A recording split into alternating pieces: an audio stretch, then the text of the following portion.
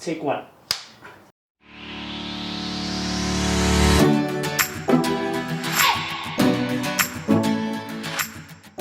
I was born in the south of Johannesburg, the deep south.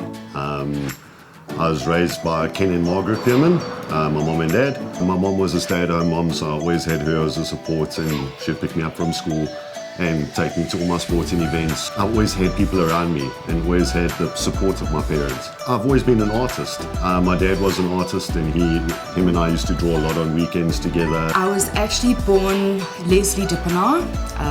My parents came from Heidelberg and Nigel.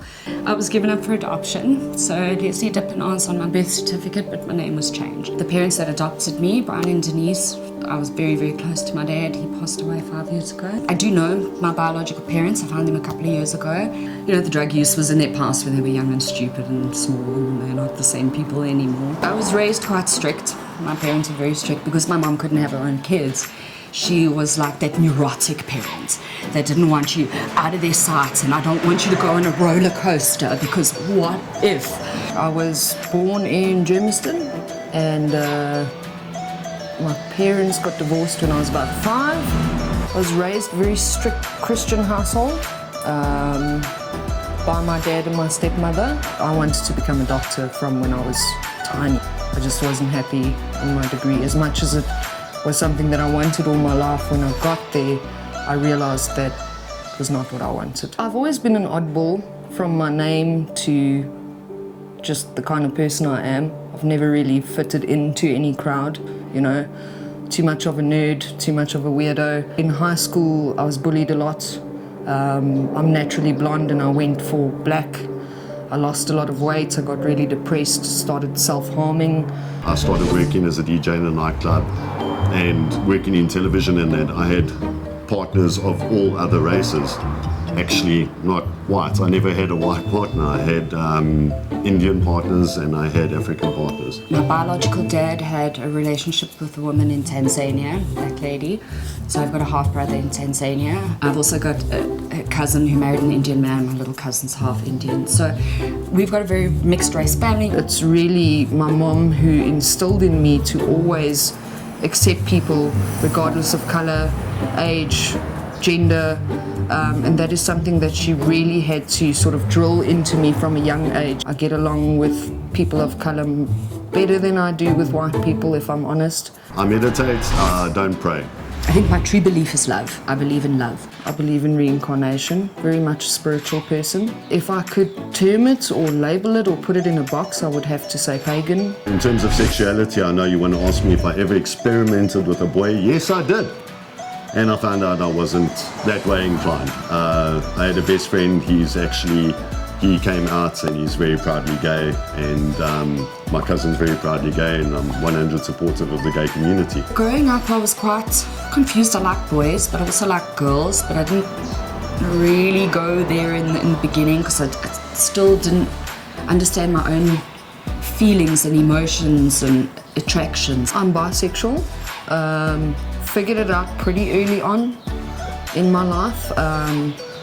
When I came to my mom with it, she said to me, look, you know, we all kiss our best friend at some point. You'll get over it eventually. And I never did.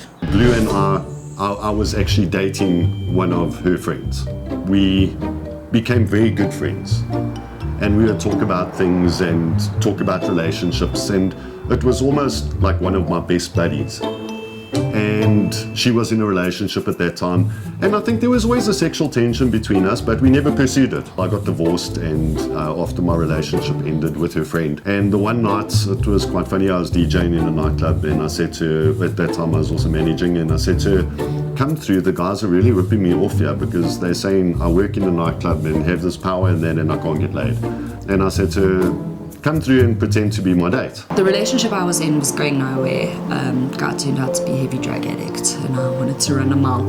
So that night I was still in this relationship, and Warren said, oh, you know, let's pretend this whole thing. I didn't feel like I was pretending. That's the thing, when I was in the moment, it was so natural and real and so organic in the way it just unfolded, the way we held each other, sat next to each other, the way we were kissing. She said to me, listen, I like to scratch an itch.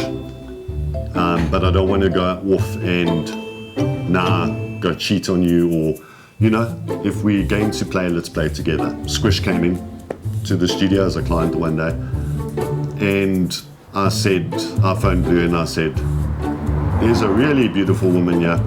Why don't you come through to the studio, take her out for a drink? As I walked into the shop, she was sitting in the foyer of the shop and it had glass front windows. And I just remember thinking, wow, this is the most beautiful woman I've ever seen in my life. Where she thought that day she looked terrible because her hair was loose and it was all curly, but to me, she was just utterly gorgeous. My jaw just fell to the floor. Warren was like, close your door. We started chatting and we just hit it off like a house on fire. And within the first day we met, we started talking about really deep personal things, which usually I wouldn't talk to just anybody that I've just met. We asked her if she'd like to fool around with us, and she said yes, and we fooled around once a week for about 2 months. I like the idea. I've always been open to most things, and I initially thought, well, let's give it a bash, let's see how it goes, and it just sort of unfolded from there. It wasn't something that I had set my sights on prior or even thought of until the idea was posed to me. We became a throuple and we have been together now for, I think in February, 9 years, and Blue and I have been married for 10 years. The reason why I want to pursue a more binding agreement with Squish is because to give her the security of having an actual husband. I've always struggled with a sense of belonging, regardless of where I've been in life, if it's at a family event or at school or in a relationship. I always feel like an outsider.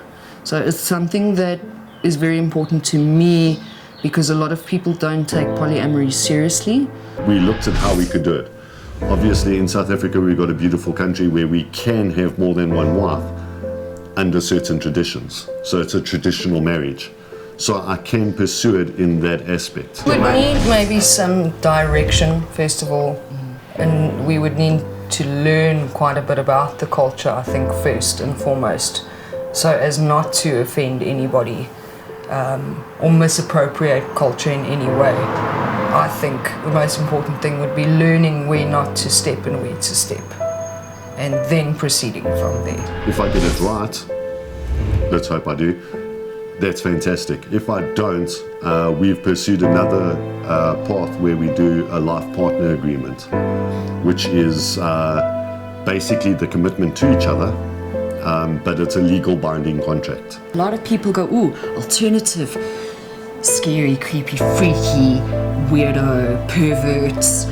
And I want them to know that there's nothing perverted about this relationship. It's not all based on sex. Sex is the smallest part of our relationship. It's based on a family unit and structure. So I want people to see that a healthy family can be more than 2 people.